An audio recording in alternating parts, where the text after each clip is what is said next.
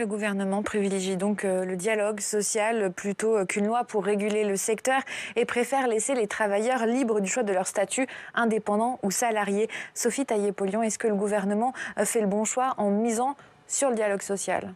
Écoutez, c'est exactement comme sur les salaires. Alors, Madame Borne dit « Ah ben allez-y, les branches, mais qu'est-ce que vous attendez à augmenter les salaires ?» Alors qu'il lui suffirait de mettre en œuvre la revalorisation du SMIC, qu'on attend depuis quand même longtemps, et alors que les prix à la consommation augmentent.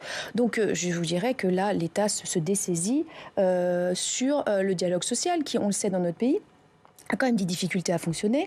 Et puis, quand on voit qu'il ne fonctionne pas, après, le gouvernement passe en force sur une loi qui n'a rien à voir, d'ailleurs, avec souvent les négociations.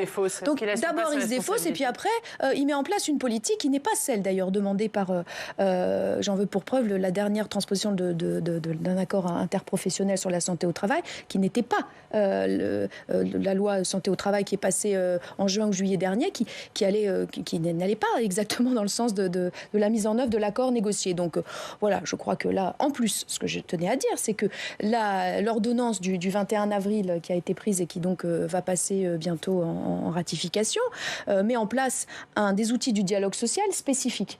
C'est-à-dire que là, on a aussi, volontairement, je pense, parce que c'est dans la droite ligne de ce qu'a fait ce gouvernement depuis 4 ans et demi, c'est un affaiblissement des syndicats, en autorisant des associations, etc. Mais les syndicats sont là, il y a quand même une grande diversité d'organisations syndicales dans notre pays pour représenter les travailleurs, qu'ils soient indépendants, qu'ils soient salariés, qu'ils soient ci ou qu'ils soient cela.